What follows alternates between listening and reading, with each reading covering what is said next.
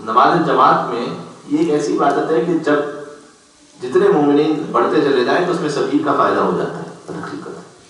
تو فقط آپ کے اعتبار سے نہیں، ہم اپنے فائدے کے لیے اصل میں یہ بات کہہ رہے ہیں کہ جتنے ایک حدیث جو یوزولی اس انداز سے معصومین کی احادیث آپ کو یا تو نہیں ملیں گی یا بہت کم ملیں گی اس سٹائل سے جہاں میتھمیٹیکل کیلکولیشن سے بات ہو رہی ہو. لیکن مستدرک الوسائل کتاب میں واضح حدیث ہے سرکار ختمی مرتبہ احمد مصطفیٰ محمد مصطفیٰ صلی اللہ علیہ وسلم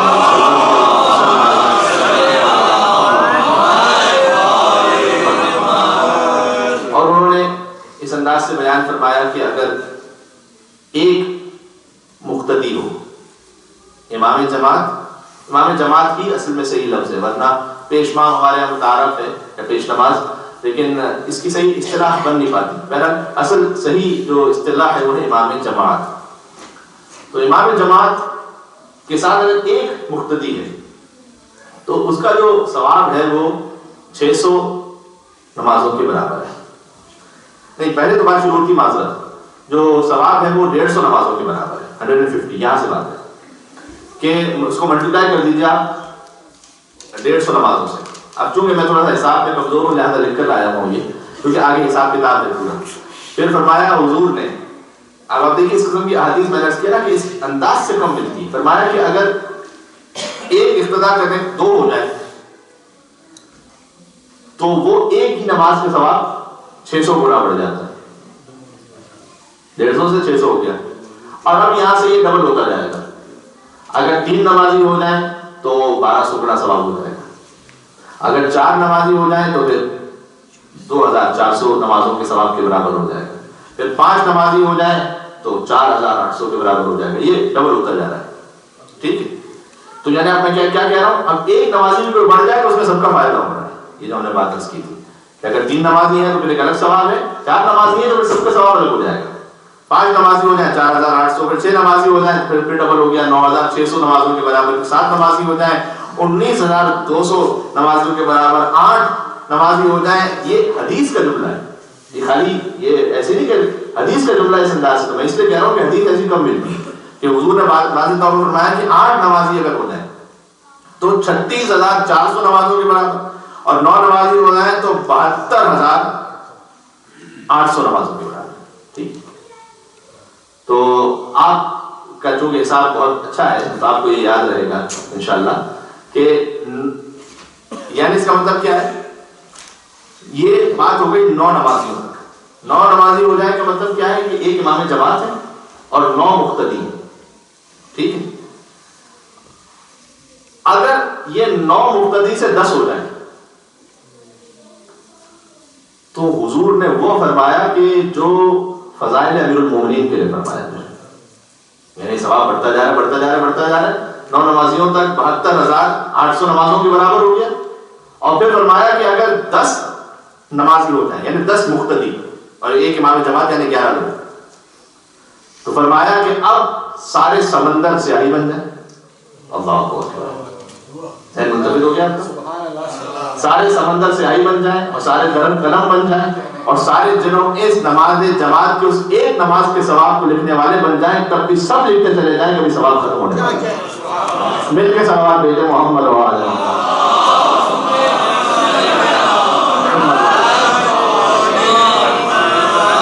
تو اگر ایک بھی شخص بڑھتا چلا جائے تو آپ دیکھیں ثواب اس میں کتنا بڑھتا چلا جا رہا ہے. اور ایک اور حدیث تو بہت ساری حدیثیں اس میں.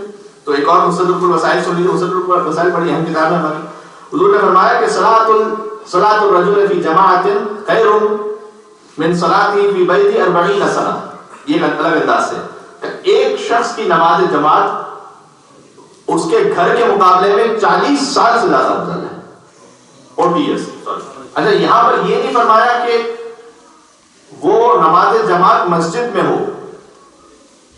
یہ ضروری نہیں ہے کیونکہ ہو سکتا ہے کسی کے ذہن میں خیال ہے کہ یہ مسجد تو نہیں ہے یہاں پر. ٹھیک، وہ ہمارے استاد محترم میں کہا کرتے تھے کہ جتنے بھی شرعی حربے ہیں نا وہ انسان عبادت کے کاموں میں بیچ میں لے کر آ جاتا ہے. ارے بھائی مسجد تو نہیں ہے، مسجد ہوتی تو ثواب اتنا ہوتا. یعنی حضور نے نہیں کہا. حضور نے کہا کہ کوئی بھی نماز جماعت ہو وہ گھر کی نماز سے 40 سال سے افضل ہے. ٹھیک. اچھا، قیل یا رسول اللہ، کسی کو یقین نہیں آیا 40 سال کیا مطلب ہے؟ یعنی اگر آپ اس کو دنیا کے حساب کتاب کی کیلکولیشن میں رکھیں، اس کا مطلب یہ ہے کہ آپ نے ایک دن ایک اماؤنٹ کسی بزنس میں لگائی، اس کا پروفٹ کیا ہوگا، اور اگر وہ 40 سال تک اس بزنس میں لگے اس کا پروفٹ کیا ہوگا؟ ہمیشہ سوچیں تو 40 سال بعد کتنے صفر آگے لگ چکے ہوں؟ تو حضور نے کہا کہ وہ 40 سال سے زیادہ افضل ہو جائے گا. تو کسی یقین نہیں قیل یا رسول اللہ صلاۃ یوم، اگر کوئی پورا دن جماعت کے ساتھ نماز پڑھے، فجر کی بھی، ظہر اثر مغرب عشاء کی بھی، تب جا کر یہ 40 سال سے افضل بنے گا. حضور نے کہا لا، صلاۃ واحدہ، ایک نماز بھی کوئی پڑھے گا.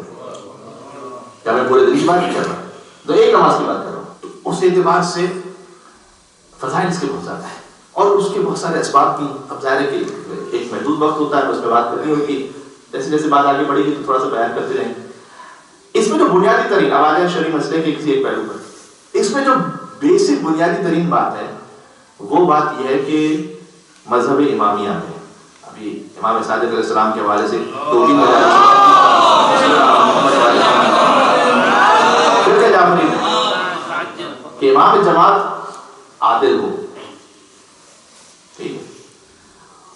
اچھا، یہ جو عادل ہو یہ فقط ہمارا امتیاز ہے کہ 2 رکعت کا امام بھی شریعت میں وہ معین کیا ہے کہ جسے تم کم از کم عادل کہہ سکو. عادل یعنی وہ جو اپنے آپ کو گناہوں سے محفوظ رکھتا ہو، جو واجبات کو انجام دیتا ہو. تو ظاہر ہے کہ سب سے پہلے سوال یہ آئے گا کہ ہمیں کیا پتا مولانا گھر میں کیا کرتے ہیں، ہمیں کیا پتا کسی کی زندگی کیسی ہے، اور کسی کو بھی عادل نہیں سمجھنا. اچھا، امام جماعت کے لیے کہیں بھی ضروری نہیں ہے کہ کہیں نہیں لکھا ہوا کہ وہ مولانا ہی ہے. یہ عادل ہونا تو بالکل ایسی بیسک ریکوائرمنٹ ہے کہ امیر المومنین کا ہر شیعہ اسے عادل ہونا چاہیے. کوئی امام جماعت کے لیے تھوڑی کہیں کہاں لکھا ہوا ہے کہ امام جماعت کے لیے خالی ضروری ہے، ویسے ہی عادل ہونا چاہیے. ٹھیک، عادل کا مطلب کیا ہے؟ عادل کا مطلب یہ بیر منیمم ریکوائرمنٹ اس کی زندگی میں جو واجب ہے اس سے عمل کر رہا ہے، جو حرام ہے اس سے بچ رہا ہے. انہوں نے کیا کریں، کسی کا فیس بک ہیک کریں تو پتہ چلے وہ عادل ہے یا نہیں ہے. صحیح نا، انٹرنیٹ ہیک کریں، کیا کریں، اس کے گھر میں جائیں جاسوسی کریں. لا تجسس قرآن کہہ رہا ہے کہ نہیں، خبردار جاسوسی نہیں کرنا کسی کی. یہ الگ ہونا ہے کہ کسی کی آپ پرسنل لائف میں انٹرفیئر کریں. تو پھر عادل ہونے کی نشانی کیا ہے؟ فرمایا عادل ہونے کی نشانی یہ ہے کہ یا تو خود کسی کو پرسنلی پہچانتا ہے، اس کی زندگی گزاری پتہ ہے. وہ ایک بات شاید میں نے نماز جمعہ کی خطبے میں پڑھی تھی ایک بار، وہ یہ کہ یہ بھی لوگ ایکسپیکٹیشن رکھتے ہیں علماء سے، کوئی نہ کوئی کرامت یا معجزہ تو دکھائے تب جا کر یہ عالم بنیں گے، تب ہمیں نہ مانیں گے. اب یہ مائک گر رہا تھا کہ مولانا خود سے اشارہ کرتے مائک اوپر ہو جاتا. چلو علی سورج کو پلٹا سکتے تھے، مولانا نے مائک تو پلٹا دیا کم از کم، کچھ تو شباہت آئی تھی. لیکن یہ کرامت کوئی نہ کوئی ہو تو کیا کرامت ضروری ہے؟ جی نہیں. اور یہ بات جو میں خود میں پڑھی تھی کہ ایک عالم تھے، ان کے شاگرد ان کے ساتھ 60 سال تک رہے ان کے ساتھ، اور بالکل بچپن سے شاگرد رہے. نجف کی بات ہے. اس کے بعد وہ ہجرت کرنے لگے شاگرد. تو استاد نے ان سے پوچھا کہ تم نے مجھے کیسا پایا؟ 60 سال تک انسان کسی سے آپ دوستی رہے، کسی استاد شاگردی خاص طور پر. تو پوچھا کہ کیسا پایا تم نے؟ تو اس نے کہا کہ بہت آپ علم والے بھی ہیں، تقویٰ بھی ہے، سب کچھ ہے، آپ نے مجھے پڑھایا بھی بہت اچھا، آپ نے شادی کا قدر کی، لیکن ایک چیز میں 60 سال سے ویٹ کروں، کوئی تو کوئی کرامت دکھاتے ہیں آپ، کوئی معجزہ دکھاتے، تب میں آپ کے خدمت کا قائل ہو جاتا. ایک کمی تھی بس. تو اس وقت انہوں نے سوال کیا، اچھا یہ بتاؤ کہ تم 60 سال میرے ساتھ رہے، کیا تم نے میری زندگی میں کوئی گناہ دیکھا؟ کوئی گناہ میں نے کیا ہو، تمہارے سامنے کوئی غلط بات کی ہو، کوئی جھوٹ بولا ہو؟ انسان کسی کا اتنے سال رہتا ہے تو کچھ نہ کچھ پتہ چل جاتا ہے، گھر کے معاملات میں پتہ چل جاتا ہے. تو کیا تم نے گناہ دیکھا ہے کبھی؟ نہیں. گناہ تو کبھی نہیں دیکھا. انہوں نے کہا کہ عدم المعصیہ افضل من 1000 کرامات. یہ جو 60 سال بغیر گناہ کی گزارنا تھا نا، یہ ہزاروں کرامتوں سے زیادہ افضل تھا. تو اس بات کے اپنے اندر عبادت اس لیے بھی نہ کی تھی، یہ بھی تھوڑا سا فوبیا ہے. ہم عبادت اس لیے کریں گے ہمیں دن میں تارے نظر آئے کیونکہ کوئی نہ کوئی کرامت ہوتی نا کسی سے. اصل عبادت ہے اللہ کے لیے. اب اللہ کو کرامت دے دے کسی کو تو الگ بات ہے، وہ اس کی فیاضی ہے. ورنہ یہ کتنے ہی بزرگ علماء سے گزرے تھے جن کی زندگی میں بظاہر ہوگی شاید کوئی کرامت، کوئی معجزہ، ہمارے سامنے کبھی نہیں آئے. تو اس کا مطلب کیا ان کی بزرگی کم ہو گئی؟ نہیں، اصل تو پہلے اور تقویٰ. تو بنیادی بات کیا ہے؟ عادل ہو. پتہ کیسے چلے گا؟ یا تو پرسنلی خود کسی سے ہم دیکھتے ہیں تعلق ہے ہمارا. دوسرا یہ دوسری نشانی کیا ہے عادل ہونے کی؟ پرسنلی بہت مشکل ہوتا ہے. اب تو پھر بھی ہمارے مزاج کی وجہ سے, ورنہ کتنے لوگ تو پہلے ہم زیارت پہ جب سفر پہ جاتے تھے تو کتنے لوگ بڑے ادب احترام سے کہہ دیتے تھے ایئرپورٹ پر ہی, کہہ دیتے تھے کہ مولانا ہم زیارت پہ تو جا رہے ہیں لیکن معذرت مولوی ہونے والی بنتی نہیں ہے, تھوڑی سی ہم دور دور رہیں گے آپ سے. تو میں ان سے کہہ دیتا تھا کہ ٹھیک ہے آپ کی مرضی ہے, آپ کوئی مولا کے لیے آپ جا رہے ہیں, مولانا کے لیے تھوڑی جاتے ہیں.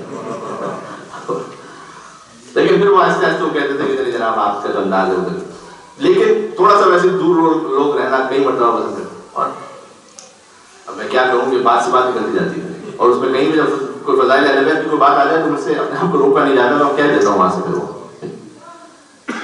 ایک عام عالم, کوئی کتنا بڑا عالم, اس میں اور اہل بیت کی زندگی میں ایک بہت بنیادی فرق یہ ہے. فرق کیا ہے؟ فرق یہ ہے کہ آپ ویسے کسی عالم سے جب تھوڑا سا فاصلے پر ہیں تو سکتا ہے ان کا علم, ان کا تقویٰ آپ کو بہت متاثر کرے. جب قریب ہوتے جائیں گے ضروری نہیں ہے کہ کوئی گناہ ہی دیکھیں ان میں آپ, یہ ضروری نہیں ہے, لیکن کبھی کسی کی عادت بھی تو ہو سکتی ہے نا, بھائی عادت اچھی نہیں رہتی ان کی, ٹھیک ہے. یہ اس انداز سے بات کرتے ہیں بچہ تو کوئی نہ کوئی کبھی دل میں خیال آ جاتا ہے, یار ہم پہلے تو نہیں کیا سمجھتے تھے, اب جب قریب ہوئے تو یہ تو یار دیکھو ایسے ریوب طریقے سے بات کرتے ہیں, یا ایسے دیکھو یہ تو ہمیں تو کوئی لفٹ نہیں کراتے. ایسا بھی ہو سکتا ہے. کبھی یہ بھی ہو سکتا ہے کہ آپ کو کسی آدمی کے بارے میں پتا چلے یار انہوں نے تو ہمارے لیلۃ الرغائب کیے نہیں, ارے ہمیں تو تقریر میں کہہ رہے تھے کہتے ہیں کہ خود تو کیے نہیں انہوں نے. اب کوئی واجب نہیں تھے وہ ہمارے لیلۃ الرغائب, مستحب تھے, لیکن اگر نہیں کیے تو انہوں نے کوئی گناہ نہیں کیا, لیکن ایک بات ذہن میں آ گئی, دل میں آ گئی, کیا دیکھو یہ فرق ہے. دنیا کے کسی بڑے انسان سے آپ جتنا قریب ہوتے جائیں گے اس کے عیوب نکلتے جائیں گے, اور اہل بیت سے جتنا قریب ہوتے چلے جائیں گے, اللہ اکبر, ان کی عظمت, ان کا تقویٰ, ان کا علم, ان کی بزرگی اور آپ کے سامنے نکلتی چلی جائے گی. اور ہمارے یہ اتنا بڑا فرق ہے, اس لیے کہ ظاہر اور باطن ہے, جو بلکہ جو باطن ہے وہ اور زیادہ بہتر ہے. اس لیے اور ہمارے عظمت اہل بیت سے خاص بڑی آواز بلند صلوات بھیجا محمد صلی اللہ علیہ وسلم.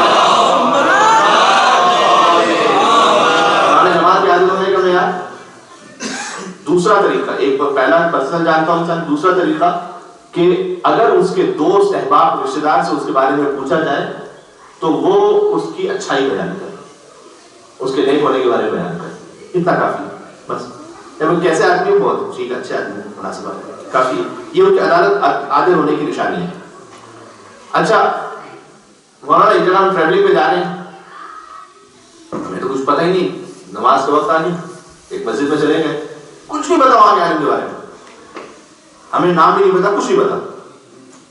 اگر واقع کہیں پر ایسا مسئلہ ہو جائے کہ جس کے بارے میں ہمیں پتہ ہی نہ ہو کہ یہ کون ہے, کیا ہے, عادل ہے, نہیں ہے, کچھ نہیں پتا, مذہب اہل بیت میں شرعی نکاح سے ان کے پیچھے نماز نہیں ہو سکتی, نہیں ہو سکتی. ارے مولانا کیا وہ فاسق گناہ گار ہے جو نماز نہ پڑھے؟ یہ نہیں کہہ رہے فاسق گناہ گار, اسے کہتے ہیں مجہول الحال, ابھی ہمیں پتہ نہیں ہے. اس کا مطلب یہ ہے کہ یہ مسئلہ اتنا امپورٹنٹ ہے کہ آپ کو پتہ ہونا, یعنی اطمینان ہونا چاہیے. پتہ ہونے سے بڑا اطمینان سے بڑا 80%, یہ پتہ ہونا چاہیے. اچھا پتہ ہونے کے لیے مولانا ہم دور کہیں گے تو ہمیں کیا پتہ چلے گا, کہ ان کے گھر والوں سے پوچھیں کیا کریں. ایک اور طریقہ ہے جسے ٹیکنیکلی کہتے ہیں شریعت میں شیعہ, یہ شیعہ والا نہیں, یہ شین, یہ الف عین, یہ والا شیعہ, یعنی کسی کا مشہور ہونا. آپ نے دیکھا ایک جگہ پر آپ کے نماز جماعت کو نہیں جانتے, آپ نے دیکھا ان کے پیچھے 200 لوگ نماز پڑھ رہے ہیں, یعنی 200 لوگ تو کچھ نہ کچھ تحقیق کر کے پڑھ رہے ہوں. جب 200 ان کے اہل محلہ کو ان پر اطمینان ہے, اس کا مطلب یہ کہ کچھ نہ کچھ ہوگا, ان میں دے بھی پڑھ رہے ہوں. اس سے آپ کو اطمینان آ جائے, اصل پھر آپ کا اطمینان ہے, یہ دیکھ کر آپ کو اطمینان آ جائے گا, یہ کافی ہے. ہو سکتا ہے کسی کو 100 لوگوں کو دیکھ کے اطمینان آ جائے, کسی کو 10 لوگوں کو دیکھ کے بھی اطمینان آ جائے, اور کسی کے پیچھے 1000 کی نماز بھی پڑھی ہوئی ہو, کہ وہ اتنا شکی ہو, وہ کہتے ہیں کوئی گڑبڑ ہوگی, مولوی تو گڑبڑ تو ہوگی. تب اس کے لیے تو چاند تارے توڑ کے لانے پڑیں گے, باقی کوئی اور آپشن نہیں. تو اگر کہیں سے بھی کسی کو اطمینان ہو جائے, اچھا اطمینان کس طریقے سے, یہ ہر ایک کے پرسنل اس پہ ڈیپینڈ کرتا ہے. میں نے عرض کیا اطمینان کسی کو ایسے بھی آ سکتا ہے, یہ ہمارے سامنے کی بات. آیت اللہ سستانی سے ملاقات ہوئی عراق میں, باہر نکلے تو گھر آگے ہر ایک تعریف کرنا ہوتا ہے, اظہار تعریف کرنا. ماشاءاللہ کیا تقویٰ, کیا نورانی شخصیت تھی مولانا. ہاتھ ملانا, اتنے نرم ہاتھ تھے ان کے, کسی کو نرم ہاتھ سے بھی اطمینان آ سکتا ہے. ٹھیک ہے, ان کو اس سے اطمینان آ گیا کیونکہ آگا کہ میں نے کہا اللہ کا شکر ہے, اگر ہاتھ سخت ہوتے تو پتا نہیں آپ کیا فتویٰ لگاتے, آپ کچھ اور فتویٰ لگاتے. لیکن ان کو اطمینان آ گیا, اس پہ اطمینان آ گیا ان کو. کسی کو کوئی چہرے کی نورانیت دیکھ کے اطمینان آ جائے, بزرگی دیکھ, لیکن آپ کا اطمینان ضروری ہے کہ یاد ہے. کیا خوبصورت مذہب ہے ہمارا, خدا کی قسم. 2 رکعت کے امام کے لیے اتنی احتیاط ہے. اللہ اکبر. جو کائنات کا امام بن رہا ہو, جو پورے مذہب کا امام بن رہا ہو, اس کے لیے کتنی احتیاط کی ضرورت ہوگی, اور اس کے لیے کتنا تحقیق کی ضرورت ہوگی, اس کے لیے کتنا اس اعلیٰ مقام کی ضرورت ہوگی. اس اعلیٰ مقام کی کہ پھر جب دیکھیں نا, اب کوئی ریپلیس کرتا ہے کسی کو, تو کوئی ریپلیس کرتا ہے تو پھر کوئی نہ کوئی تو کوالٹی ایسی ہونا ہے. اب ایک شخص آیا جناب کسی اور آفس میں کام کر رہے تھے, دوسرا بھی امپلائے اور کہا جناب کچھ تو ہوتا ہے ان کے جیسا, کوئی ہے ہی, وہ کہاں تھے, یہ کہاں پر. ٹھیک, آپ نے ایک جگہ مجلس سنی, ایک اشرا سنا, اس کے بعد دوسرا اشرا, میں کچھ تو ہوتا. یہ کیا سوچتا ہے؟ اللہ کے رسول دنیا سے جا رہے ہیں, علم میں, تقویٰ میں, شجاعت میں, کمال میں, استعداد میں, صلاحیت میں, لیاقت میں, کچھ تو ہو جس میں رسول کی شبیہ آ رہی ہے. کچھ تو مولانا یہ اتنا بڑا کرائٹیریا ہے, کس میں رسول کی شبیہ آئے گی؟ قرآن ہے, گھبراؤ نہیں. قرآن کہتا ہے وَقُلْ تَعَالَوْا نَدْعُوا أَبْنَاءَنَا وَأَبْنَاءَكُمْ وَنِسَاءَنَا وَنِسَاءَكُمْ وَأَنفُسَنَا وَأَنفُسَكُمْ صلوات محمد وآل محمد.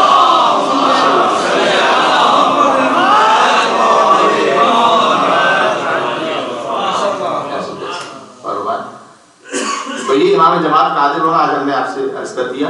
یہ شرعاً اطمینان ہونا چاہیے, اور اگر اطمینان نہ ہو تو پھر نماز نہیں پڑھی جا سکتی ان کے پیچھے جماعت. اچھا کیا کریں پھر؟ یعنی یہ کہ وہ جماعت آگے ہو رہی ہے, ہم پیچھے یہاں پر فرادہ پڑھتے ہیں. جی نہیں, اگر ابھی تک اس امام جماعت کے بارے میں ہمیں پتہ نہیں ہے تو یہ نہیں کہ ان کی توہین کرتے پھر.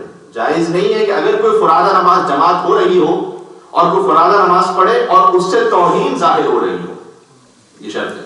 میں نہیں پتا ہوتا جیسے حرم میں نماز جماعت ہو رہی, کتنے لوگ پیچھے فرادہ پڑھ رہے ہوتے ہیں, وہ اپنا پرسنل پڑھ رہے ہیں, اس سے کوئی امام جماعت کی توہین نہیں ہو رہی ہوتی, ظاہر نہیں ہو رہی.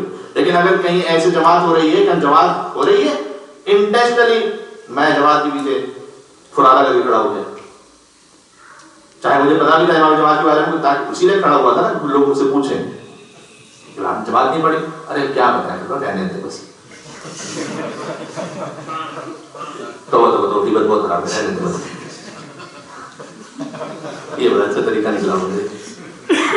اور توبہ کر کے یہ جو طریقہ تھا, غیبت خالی زبان سے اظہار نہیں, ہر وہ عمل کی جس سے کسی کی برائی ظاہر ہو رہا ہے. تو جب ابھی تک وہ عیب چھپا ہوا, اگر آپ کو پتہ بھی چل گیا کوئی عیب چھپا ہوا ہے, خدا ستار العیوب ہے, اس کی صفت اپنے اندر پیدا کرنے کی کوشش کریں.